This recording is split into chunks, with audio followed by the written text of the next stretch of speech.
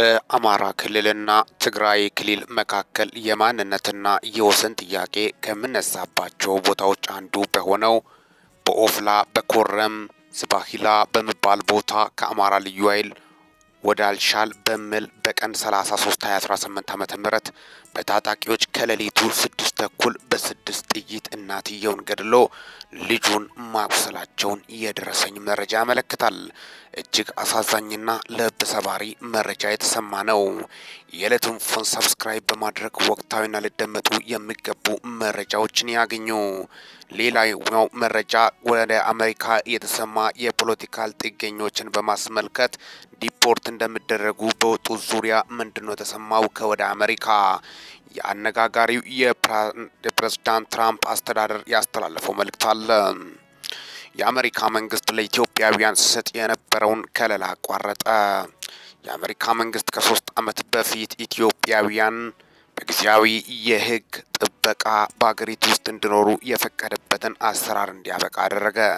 የአሜሪካ መንግስት ይህንን ጊዜያዊ የህግ ጥበቃ መብት የሚሰጠው በአገራቸው ግጭት የተፈጠሩ አደጋ ወይም ሌላ ለደህንነታቸው አስጊ የሆነ የተለየ ክስተት ካለባቸው ሀገራት ለመጡ ስደተኞች ነው። በዚህ የጥገኝነት መብት ውስጥ ተቀባይነት የሚያገኙ ስደተኞች በዩናይትድ ስቴትስ ውስጥ እንዲሰሩና ከሀገር እንዳይባረሩ የሚያደርግ ጊዜያዊ ከለላን ያገኛሉ። ይህ በትግራይ የተካሄደውን ጦርነት ተከትሎ በፕሬዝዳንት ጆ ባይደን አስተዳደር ለኢትዮጵያውያን ጥገኝነት ጠያቂዎች ሲሰጥ የነበረው ጊዜያዊ የህግ ጥበቃ አሁን በስደተኞች ላይ ጠንከር ያለ አቋም በሚያራምዱት በፕሬዝዳንት ትራምፕ አስተዳደር እንዲያበቃ ተደርጓል። ውሳኔው ይፋ የተደረገው የአሜሪካ የሀገር ውስጥ ደህንነት መስሪያ ቤት ኃላፊ ክሪስት ኖም የመንግስት ውሳኔዎች በመጡበት የፌዴራል መንግስቱ መድረክ ላይ ባወጡት ማስታወቂያ ነው።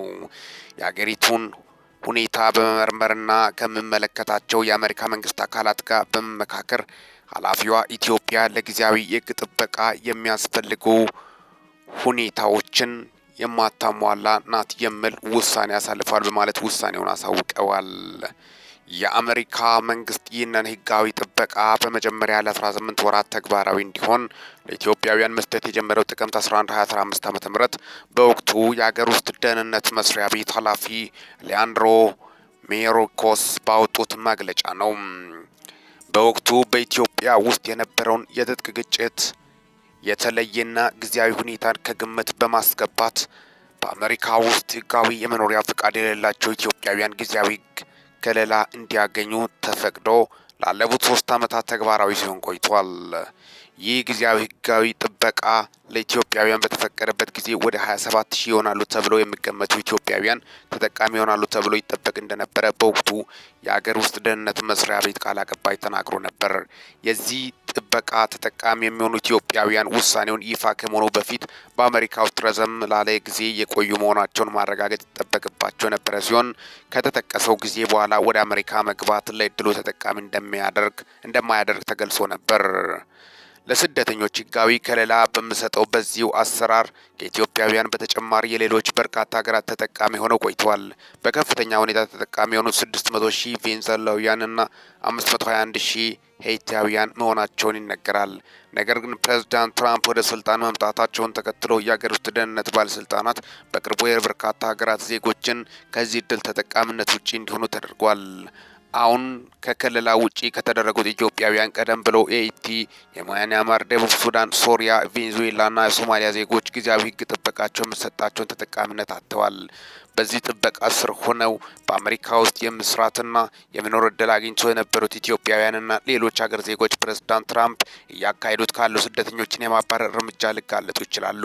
የትራምፕ አስተዳደር ዋነኛ ግቡ ያደረገው በአገሪቱ ያሉ ህገወጥ ስደተኞችን በመቶ ሺዎች ከአሜሪካ ማስወጣት ከመሆኑ በተጨማሪ ህጋዊ የመኖሪያና የስራ ፈቃድ ያላቸው ሰዎችን ሰነዶች መለስ ብሎ እንደሚመረምር አስታውቋል። አጠቃላይ እንግዲህ የአሜሪካ ጠበቅ ያለ ህግን በማስመልከት በርካታ ቁጥር ያላቸው ኢትዮጵያውያን በዚሁ እንግዲህ በዚህ አዲሱ በትራምፕ እንግዲህ ብዙ ጋዜጠኞች በተለይ በሰሜን ጦርነት ወቅት የገቡትም አሉ።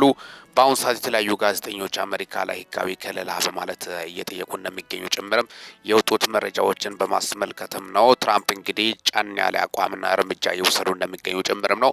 በዚህ ዙሪያ እንግዲህ በሚዲያ እነዚህ እንግዲህ ከሄዱት መካከልም በርካቶች ናቸው። በተለይ አንደኛዋ ጋዜጠኛ መዓዛ መሐመድ ነች። እንግዲህ የእሷ ዕጣ ፈንታ ምን ይሆን የሚሉትም ነው።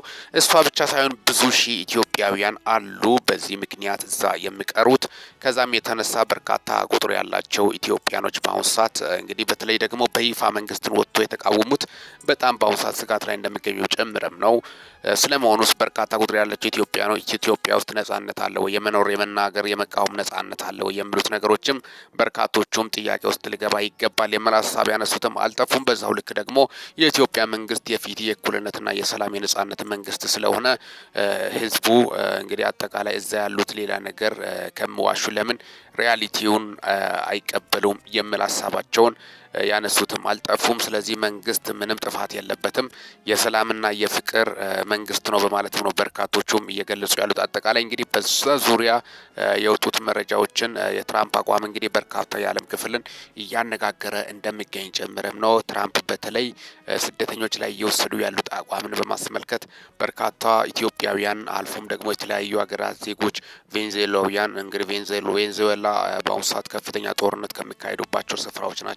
ወደ ላቲን አሜሪካ በካሪቢያን አይስላንድ ላይ ደግሞ ሄይቲ በከፍተኛ ሁኔታ የእርስ በርስ ግጭት ሀብት አላጣችን በጣም በሚያሳዝን ሁኔታም የእርስ በርስ ግጭት አልፎም ደግሞ አውሎ ንፋስ የተፈጥሮ በጣም ማዕበሎች እየመጡ ሀገሪቷን እያወደሙ እንደሚገኙ ጭምርም በዚህ ዙሪያም ሄይቲ በከፍተኛ ቻሌንጅ ውስጥ እያሳለፈች ያለችው ሀገር ነች። ለአሜሪካ ቅርበት ባለች ሀገር ውስጥ እየኖረች ያላደገች በዓለም ድህነት ተርታ ውስጥ ወደ ቁጥር 1 ያለች ሀገር ነች። በአሁኑ ሰዓት እንግዲህ ስደተኞቿ በብዛት በባህር ወደ አሜሪካ ሲገቡ የምታወቀው ሀገር ነው። ሄይቲ በከፍተኛ ቁጥር ያላቸው ስደተኞች ወደ አሜሪካ የሚሄዱበት ሀገር እንደሆነ ጭምርም የአደባባይ መረጃዎችና እውነታዎች ናቸው። በአሁኑ ሰዓት የነሱ ከሌላም ክልከላ እንደተደረገባቸው ጭምርም ነው ሁኔታዎቹ የሚያስረዱት በማለትም ነው የመረጃ ምንጮቻችን የጠቆሙልን ማለት ነው። አጠቃላይ እንግዲህ የደረሱን መረጃዎችን በማስመልከት ሌላኛው ደግሞ ኢትዮጵያን ወክሎ የተወዳደሩት በተለይ ዩቲና በኢስት አፍሪካ አዋርድስ ላይ አይኮኒክ አዋርድስ ላይ አሸናፊ እንደሆነች ጭምርም የወጡት ዕለታዊ መረጃዎችን በማስመልከት አጠቃላይ እንግዲህ ዕለታዊውን የወደብ ጥያቄን በማስመልከት ጀነራል ባጫ ደበሌ እንግዲህ የቀድሞ ኢትዮጵያ አሁን ደግሞ የኢትዮ ኬንያ አምባሳደር የሆኑት ስለ ወደብ ጥያቄ ማንሳታቸው በርካቶችን ያነጋገረ ክስተት ሆኗል። በቅርቡ ደግሞ የጸረ ሽምቅ ውጊያን የሚዋጉትን ሰዎች እንዴት መከላከልና ያን ራሳችንን መከላከልና ደግሞ እንዴት ማጥቃት እንዳለብን በማለት መጽሐፍ ማሳተማቸው ደግሞ የወጡት መረጃዎች ያሳያሉ። በዛ ዙሪያም ከዛም አልፎ ደግሞ ስለ ወደብ ጥያቄን በማስመልከት የኢትዮጵያ ወደብ ጥያቄ መመለስ አለበት፣ ኢትዮጵያ የወደብ ባለቤት ነች እንጂ ወደብ አልባ ናት የሚል ታሪክ አናቅም በማለትም መንቀሳቀሳቸውም የአደባባይ መረጃዎችና እውነታዎች ናቸው። አጠቃላይ እንግዲህ ዕለታዊ መረጃዎችን በማስመልከትም ነው ለእናንተ ይዤላችሁ የመጣሁት። እስካሁን ድረስ አብሬያችሁ የቆየሁት ከዕለታዊ መረጃዎች ጋር ይህ የዕለቱ ኢንፎ ነው።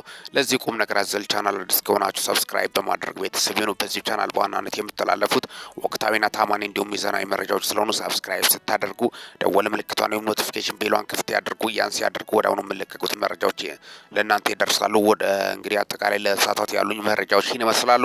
በወቅታዊና አጫጭር መረጃ እንዲሁም ሚዛናዊ መረጃ እስከምንገናኝ ድረስ በያላችሁበት ዓለም ክፍል ሰላም ያቆያችሁ።